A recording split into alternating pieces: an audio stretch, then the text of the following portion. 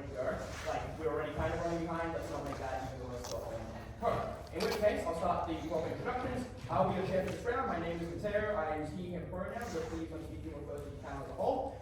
Speaking of which, I am joined today by two panelists, if they can just introduce themselves in the order of closeness to the lectern. Cool. My name is Isaac. I don't have any preferred gender pronouns. Good luck to all teams. Hi, I'm Nathan, pronouns DJ. Yeah, so right now get all teams to introduce themselves in the order they're speaking, starting with the affirmative, disclosing any pronoun preferences that they may feel comfortable sharing with you. Helena, second affirmative, she, her. Jack, DJ. Luke, one here. Excellent. So, speaking time will be 6 to 8 minutes. You get one bell from Nathan at 6, two bells at 8, at 8:15. I don't know if it will just be 3 bells, but if after those 3 bells, I will just keep clapping until you are done speaking. Please take that as a cue to take a seat without taking notes. In which case, unless there are any other... Oh wait, I need to collect the ballot, and I need to figure out what motion we're on first. So, motion will be the same motion.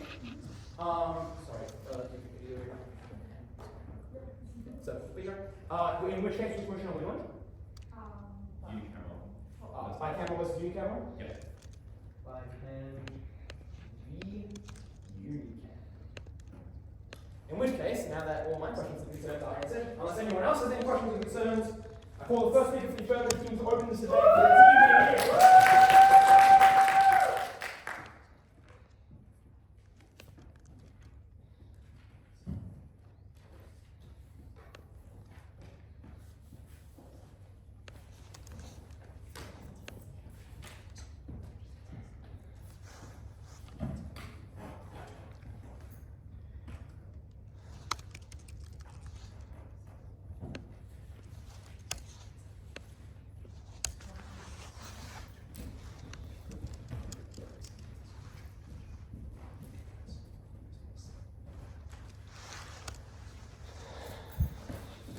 Simply, unicameral systems of governance were those that were able to act the best in matters of urgency. They were able to prevent situations where we saw a crippling political deadlock. They were the ones that didn't have a very arbitrary endowment power that was just simply withheld from the upper house. This is why you must vote affirmative in this debate. Several things in this speech.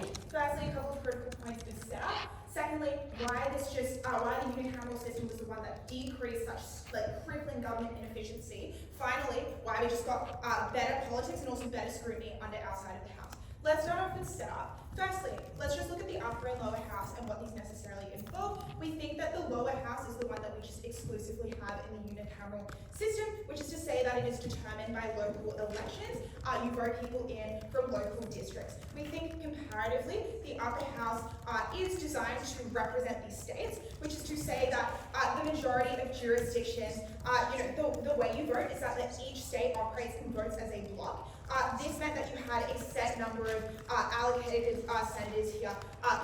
Based on the state, you got a set number of senators. Second point of setup is just to say that you have 50 candidates sorted by party here. You either pick specific candidates or you vote kind of above the line, because the majority of people when it came to voting were likely to do this because they were more likely to have information. This was also just the easier thing for them to do. We saw many people kind of just follow this behavior. The second thing here is to say the way that the legislature works in bicameral versus unicameral systems, because the lower house it is just to say that the lower house proposes bills and votes on adopting them. In the bicameral system, you then get the Senate that can very simply accept or reject. This meant that when it was not within their capability to actually rewrite things, it was a very simple yes or no. We think in our system, the House of Representatives just creates the bill. Final point of setup, in all jurisdictions, we think that the bill produced by the legislative ends up being eventually approved or rejected by the executive, which is to say that, and this executive is not nominated from the legislature. So they are appointed, so for example, in monarchies you have kings and stuff, but also can just be appointed by popular vote. This looks like a president. Okay, let's move on to substandard. Firstly, why our side of the house was just the one that uniquely decreased government inefficiency, why this was so harmful for side negative. The very first thing to say here is that it is very common that the upper and lower house just disagree a lot. We think there are quite intuitive reasons here. We think that states are not necessarily an accurate representation of an entire nation state's population. For instance, you look to Australia, you have Western Australia afforded a lot of seats despite the fact that they have less people than more densely populated states. We thought, unfortunately, these were disproportionately more conservative states that kind of held the country back in policy making, often just because they were smaller and had less people. Often these people lived in very rural areas. You had less access of information here. We thought that this happened extremely often. So for instance, it was incredibly rare that the US president had majority in the US House and the Senate at the same time. This was an extremely rare occurrence. What does this disagreement actually mean? We thought it meant that the party in control of the upper house just had the incentive to be as obstructionist as possible. They were just also afforded this opportunity. We thought at bare minimum, this looked like usually obstructing the government by denying supply, which is to say that they would refuse to approve budget bills, for instance, or therefore force political concessions here. This occurs very often. We think that the US sees constant budget disputes. We see in Australia the dismissal of Whitlam because budget supply was denied by the Liberal Party, common occurrences of this. What this actually means is that the most crucial bills passed are not your flashy new policies, but actually just very meaningful things on the ground that affected the lives of thousands of people. This looked like welfare, it looked like healthcare, it looked like fundamental infrastructure that supported people's livelihoods, which is to say that now basic government jobs just don't get funded, and this was immensely harmful. But the second part of this argument is to say that regardless of whether these two bodies are on the same side or not, uniquely in the bicameral system, you just get a significant time lag in passing policy, which is to say that you have this massive issue of inefficiency that plagues your government system.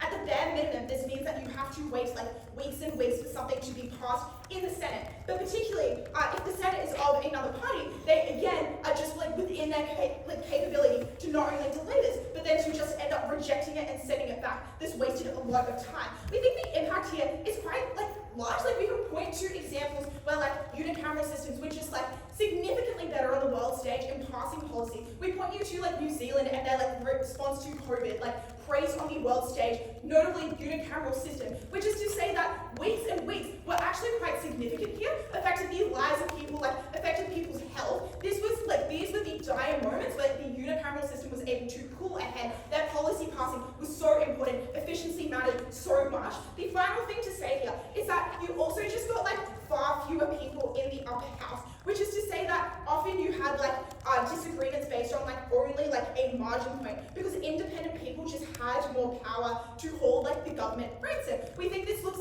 in the US you have Joe Manchin, who essentially in the US Senate forces the Democrats to not pass good economic policy because he is conservative. They need his vote. This significantly harms the US, which is to say that this preempts the opposition's material on bicameral system sees better policy. You see more diversity and opinion or discourse. We say that the unicameral system actually takes the influence off random individuals and is therefore more democratic. You got better policy making by the very virtue of this. Let's move on to my second argument, which is that now we just get better politicians. The first part of this argument is to just say that we get better scrutiny of politicians. So when people vote for the Senate, they have next to no information usually on the people that they are voting for. So often these people are not part of their local community, and there are also just so many of them. You're kind of plagued with options. It is difficult to access reliable information for all of them. Which is to say that it's therefore that they always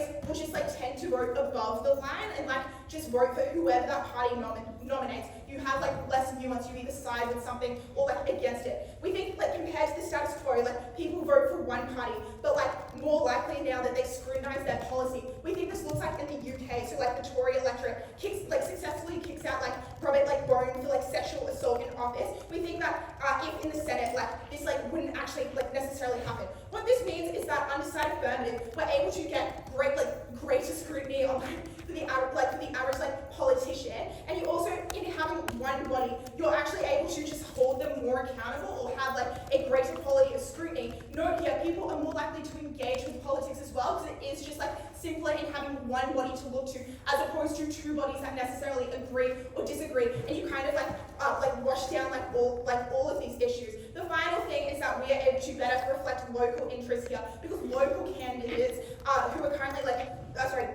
who are disaffected with the majority, e.g. teal independents, now get who get elected in the lower house and not the upper house, currently they are de-emphasized and what they say is not taken as significantly. Now we amplify their voices. At the end of the day, our government system was one that was more efficient, helped more people lives on the ground. We had better scrutiny in politics. Vote sign affirmative.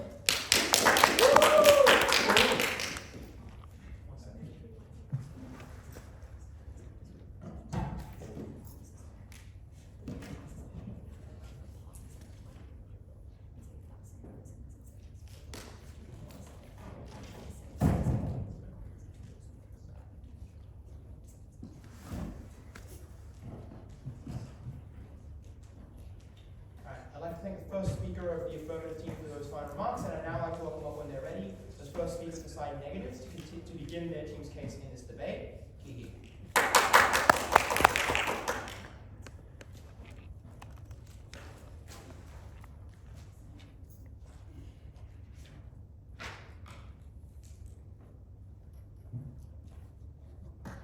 The problem with SIDAP's proposition within this debate is that they want to cherry pick specific examples of where bicameral systems do not work, but choose to neglect everything else where it worked. They wanted to tell us that Senates could not create their own bills, but yet neglected when US Senators proposed bills on their own to break the deadlock in the House. They tell us that they are able to push people to be accountable within their own system, but neglect Joe Bjelke-Peterson, a Queensland Premier who literally was in power for 15 years, was corrupt, and was able to do it because he always had a consistent majority and no Senate to police him. They wanted to say, as a specific example, that New Zealand was able to get specifically great policy, but neglected all of the reforms on Maori education and Maori rights that were being pushed through by Chris Luxon without the support of many people in the community. Because they neglected everything within this case, a lot of the mechanisms that they give you within this case fall down. So, a couple of things in setup. Firstly, what do we think of the different types of representation within this debate? Firstly, we think that there is direct representation, and going into a little bit more detail than what the affirmative provided within this debate. We think that direct representation is your House of Reps. It is likely that it is going to be a first past the post system, and we think that it is very prone to being in the majority. That is, you look at particular systems such as the US, you look at Australia, where you are able to get particular majorities where you have a Prime Minister, where they are able to often very easily pass bills. We also think that this particular House is very important because it allows people to directly respond to particular issues. That is to say that if you have a problem within your local electorate, you go to the person that represents you in your local electorate. You don't go to your senator. For example, in Queensland, there is no senator above the Sunshine Coast, which for reference is 200 kilometres above the border. It means that everybody in North Queensland is not necessarily represented to the same extent under the Senate, but they still provide really important representation. Secondly, we think that it looks like proportional representation. This is your Senate, this is what the opposition wants to argue is in New Zealand. It looks like Germany's Reichstag. It looks a lot more like coalitions, and it looks a lot more like deadlock.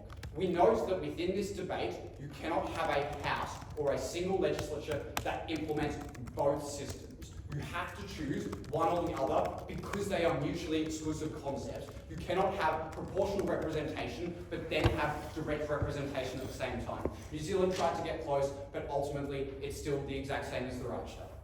So, why then is it the case that the main House is likely to be more likely to be direct representation?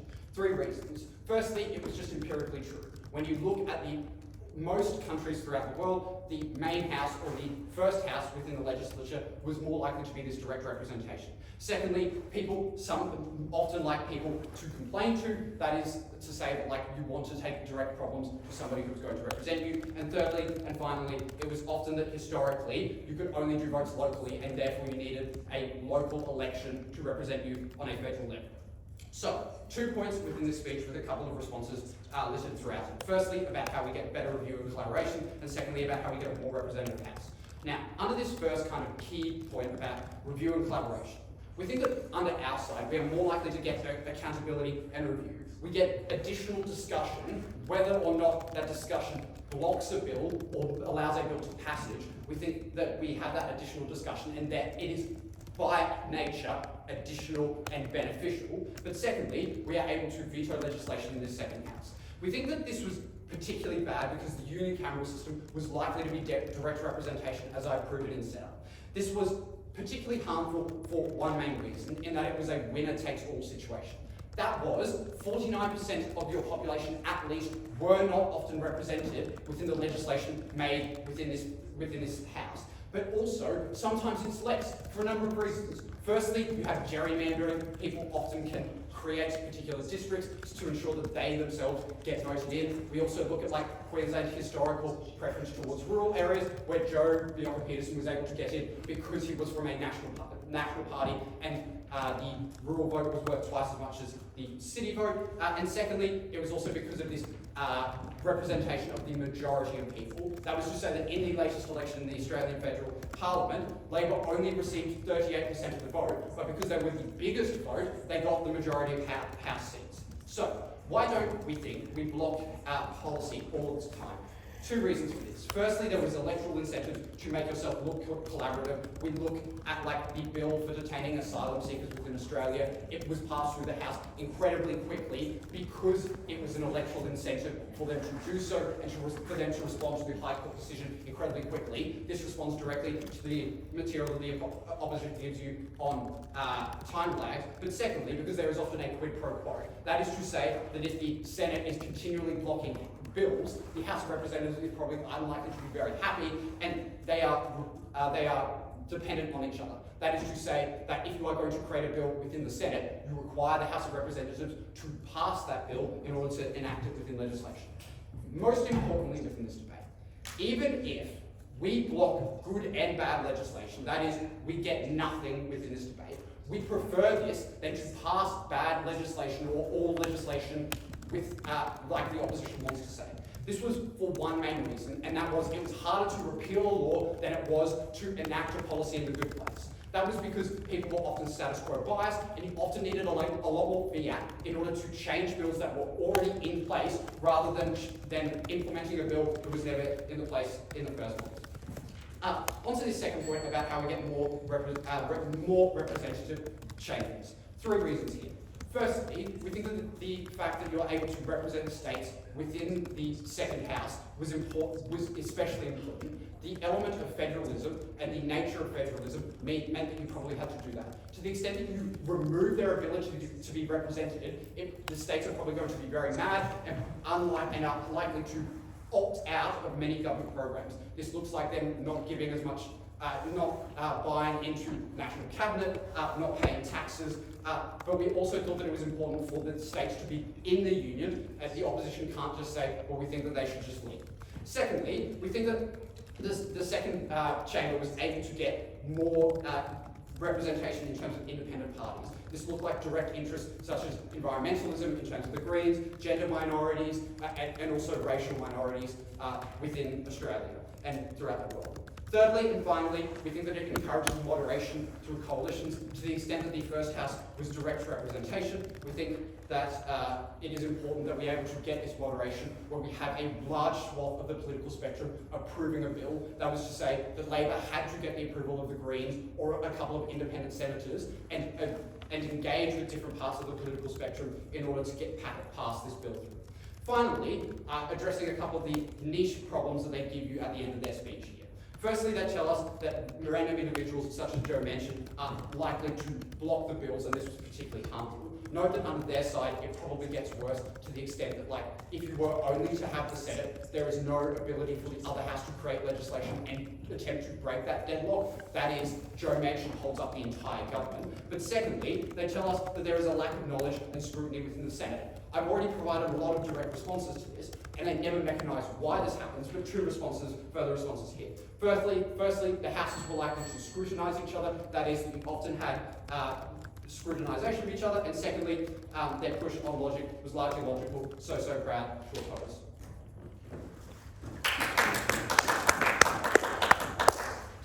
Thank you very much to the first named speaker for their final remarks, and when they're ready, I'd like to invite the second affirmative speaker to continue the case in the debate. Here.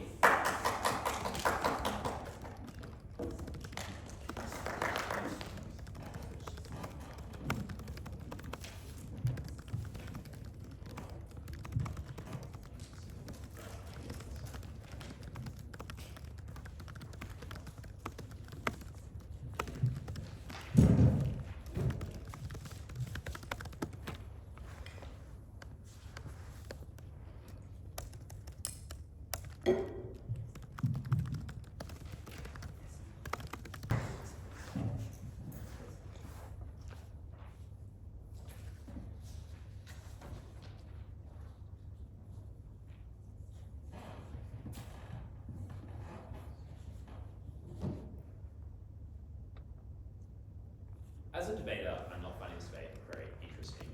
But as someone studying a history degree, I find it fascinating because it appears and feels to the world like I have walked into the founding fathers doing a Congress room on a blank slate debate about, oh, the parties don't exist yet. We have no conception that parties will come about. What would be the theoretical ideal system to work? Because unfortunately this debate does not take place in the wonderful imagined land before parties, before the state's system failed to work, before it fell apart over 150 years of politicization, because these constitutions were written before the parties, and they have now failed around the parties. And I think this deals with two of the affirmative negative teams' quite central claims. First thing it does is it deals with their claim of accountability, because this claim is just a fantasy, right? Like, you must ask yourself, why is it ever in the interests of a party that does not control the lower house, that doesn't control the executive, to pass good policy through the upper house if they have control of it, which happens an enormous amount of the time?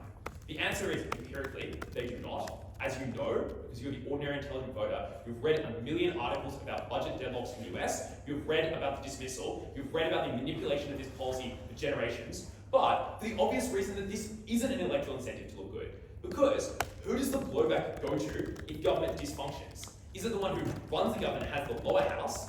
Yes, obviously, because they're the government, right? They're the one you blame if things not happening. Because voters aren't that switched on to this. They're switched on to the fact that their welfare and their school and their social services have suddenly stopped having funding, and they blame the government for being the ones that did not do that. The blowback for this obstructionism goes on the party that doesn't do it, which is why that obstructionism happens. And the second thing from affirmative negative that this deals with is it deals with their claim, which is like, well, you wouldn't want to piss off, you wouldn't want to be obstructionist, because hey, wouldn't that piss off the lower house? And then the upper house and the lower house would have a really fractious relationship. And there'd be deadlock all the time. Wow, that would be really bad. Yeah, this is what happened, right? This happened 100 years ago, and now they have that deadlock fractious relationship that you described in that first and second negative speech. That already exists. Neither of them trust each other right now, which is why they do not cooperate. The solution is not to be like, oh man, maybe if we just magically reset the slate, then we can fix it. The solution is to abolish the system that is causing the deadlock. That is what we're able to do. First thing I'm going to do is weigh deadlock against unilateralism. Then I'm going to talk about our second win path of representation. Let's talk about deadlock versus unilateralism. First question I'm going to ask is on their material, which is why, if you are unilaterally doing a policy, it's going to be really shit, and that'd be fucking awful, wouldn't it be? We'd get Joe Bolke-Peterson. And then I'm going to explain our material on deadlock. First, let's deal with their material.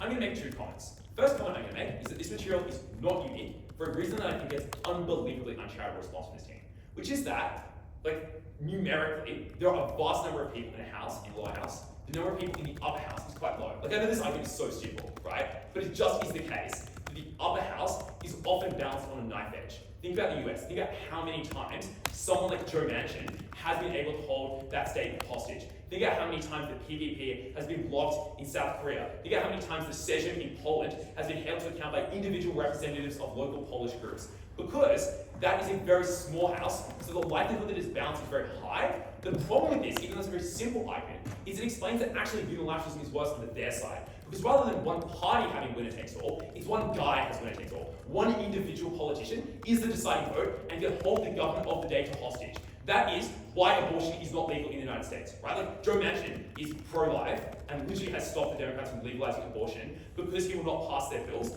if they pass a bill on it. So he can hold the entire government to hostage. That is not unique. That's a flip of their material on unilateralism.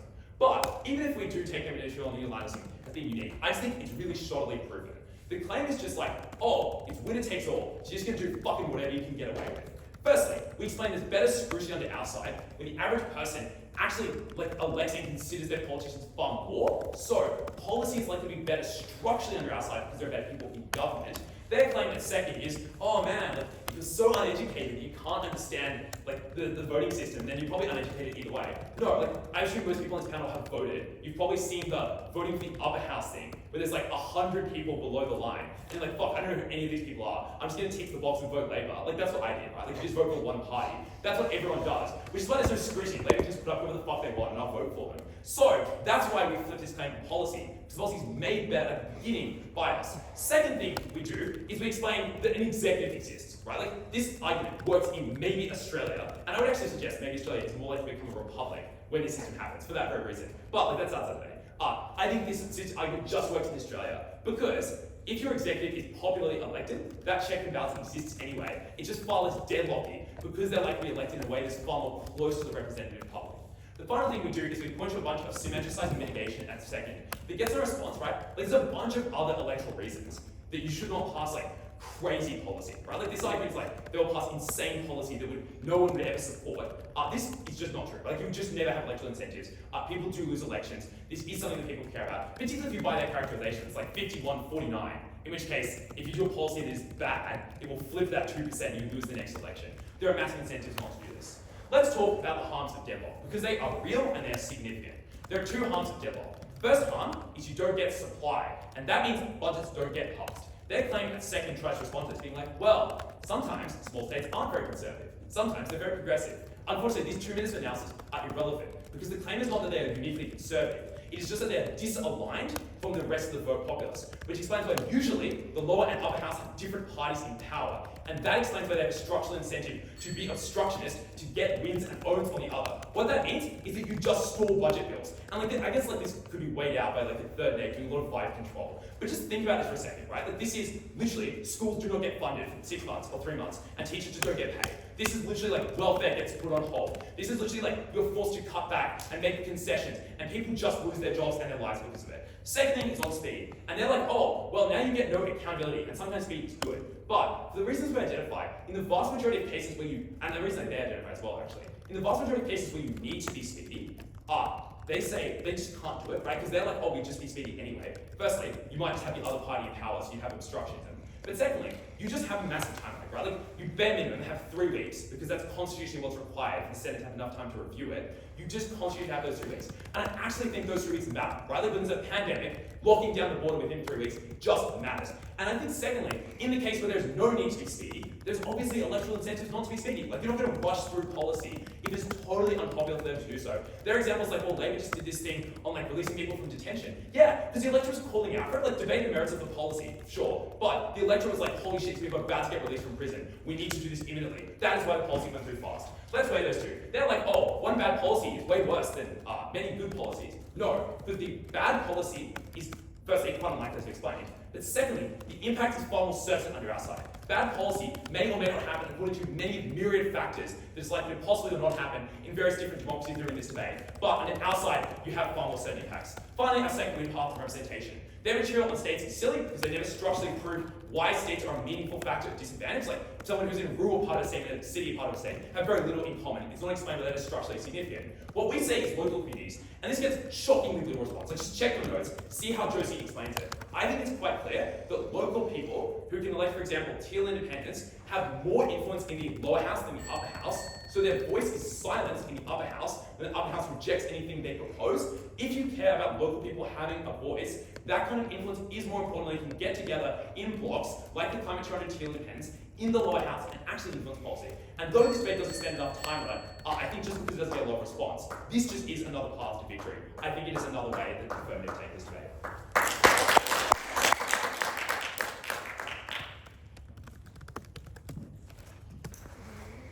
Thank you very much to the third affirmative speaker for their final remarks, and now to conclude their case in the debate, I welcome our third negative speaker, here.